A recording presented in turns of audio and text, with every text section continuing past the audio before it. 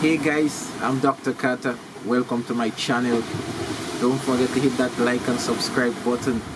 Your support really matters. Thanks again. Thanks for watching the video. Today we're going to be talking about satellite tagging sea turtles. Now, I've done a few turtles before. I've satellite tagged a leatherback turtle, satellite tagged some hawksbill turtles. Today we're going to be talking specifically satellite tagging hawksbill turtles. When a turtle lay on the nest here in Grenada, we always wonder, where do they go? We did loads of DNA analysis to show where the closest populations or what turtle are related to. But actually, only after putting a satellite tag on them, we knew exactly where they went. Yes, so satellite tagging, how does it work? We actually place a tag or a satellite device that sends a signal, constantly send a signal from the surface of the water to a passing satellite in space. You know why satellites are in space, yeah? Sends the signal up there and it lets us know where this turtle is at what time. We can also take measurements of depth, temperature of the water, etc., how long it's spent on the surface. So we decided now we wanted to know where exactly were our turtle going. Now, in order to make the study a little bit unbiased, we tested turtles, or we tagged turtles from the exact same nesting beach.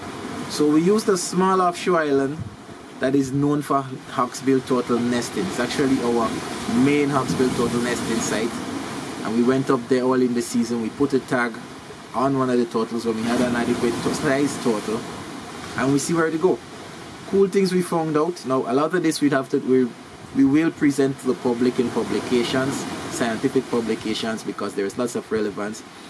But a lot of the things that I've noticed is some of the older turtles, when they nest, they just relax right there, and the younger ones would go to another island, come back, come the other. So the older turtles seem to know what they're about, and you would expect that because they would have had more times nesting. Now the consensus is hatchling turtle may come back, a hawksbill turtle may come back 30, 35 years old to do its first nest. We did have some that was acting as if it was their first nesting time. Then after, they would nest a few times in the season, so you have an inter-nesting period and an inter-migration period. So they may come to the nesting beach this year, nest maybe 9, 10, 14 days, even as much as 2 weeks, stay out there, then come back, nest again, and do that a few times for the season, and then go back to wherever the foraging grounds are. I'll put up a photo now. Look at this photo. One of me turtle left here, went straight across the Caribbean Sea, landed straight outside of Haiti, then kind of maneuvered herself from Haiti to Cuba and hanging out somewhere there. Another one went to the Southern Caribbean, just over South America, headed for what I thought would have been Latin America, and they went up to Nicaragua. While some of the others stay right here in the region. So a lot of this data, I'm not going to give you too much information on the scientific side of things, because we have publications that will come out. But what I will tell you is look at the process. So how do you put a tag on a turtle? Now remember, we're using a hawksbill turtle, which is a hard shell turtle, so it has a carapace that is very solid and hard. So we had to first of all clean the carapace from all the algae. Let me show you. I'll edit. There'll probably be a video right here now showing you this process. So we waited on the nesting beach till the turtle nested, and after it was finished nested and it was headed back to the water, we put it in a holding device that was should I say a holding apparatus that was designed for the specific purpose to fit an adult female hawksbill. I think the first time we did that, it didn't work as well as planned, but the second time we got it better. So but yes, we put it in there, we cover our eyes of course to relieve the stress, and then we move from red light to white light so we can get a better look at what we're doing. So we want it to be as minimally invasive as possible. So another option would have been to catch the turtle in the water, keep it on the boat for a while and apply a tag, or another option as well would have been to keep this turtle there until the morning when we can see better. So we decided the best thing for the animal that the best thing for the animal would be cover its eyes so it doesn't get shocked from the light, and do it then and there, because minimum time of exposure to human interaction, so we did not want to negatively impact this animal on its nesting beach. So here we go. Now hawksbill turtle likes living inside of the reef, so they normally have a lot of barnacles and algae on the back. So the first step was just to take a brush and scrub away all of that algae and moss from the sea. We then clean it down with some alcohol, yeah. I'm keeping it off my memory here, but you can see the steps on the side. If I make a mistake, we will put it up here.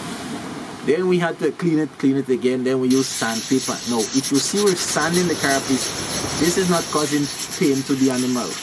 Hawksbill turtle have overlapping scutes on the carapace, which when you're sanding, you don't get to an area where it's blood. Now, the carapace or the shell, unlike green turtle who have connecting scutes on its carapace like this with a suture between scutes, Hawksbill turtle has overlapping scutes. So this actually is a benefit when you're sanding.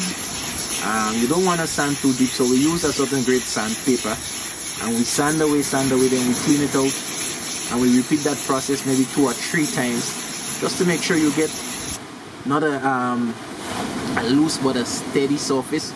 We also chose a point on the back and we measured it up with that satellite tag.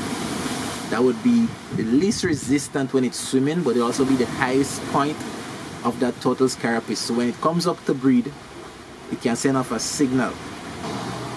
Yeah, so the next step, we put an epoxy base and it's done in a way with fiberglass, just enough that would keep that thing connected.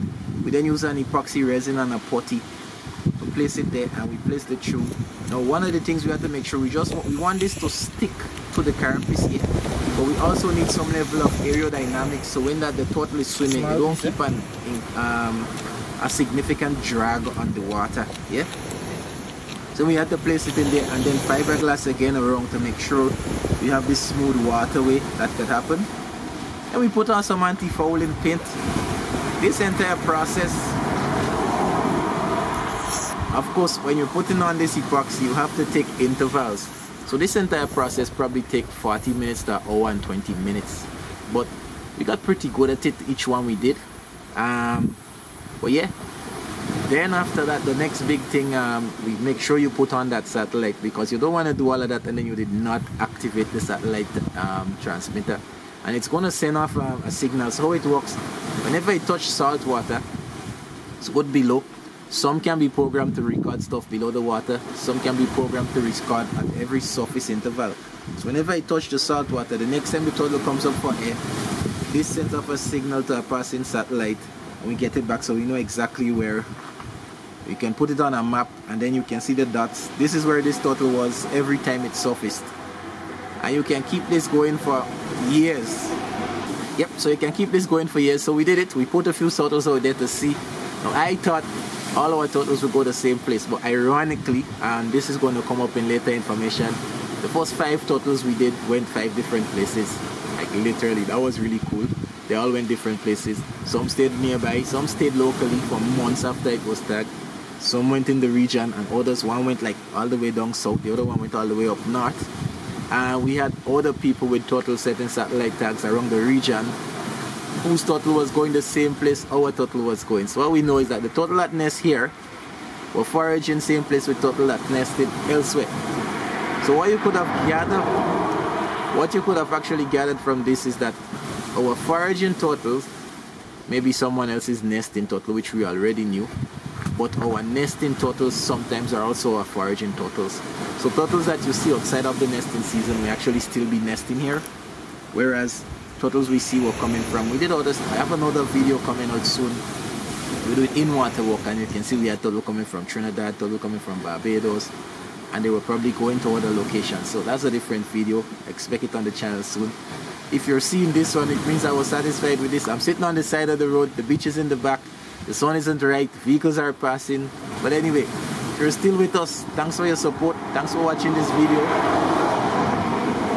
You can go back and see some of my sea turtle research videos. Also check out some of the other stuff on the channel if you're interested in sea turtles. We have lots of sea turtle stuff. If you're interested in wildlife, we have wildlife stuff, and just all the day-to-day veterinary stuff. So the support really matters. The sun is getting above me. So I think that's it. Thank you very much.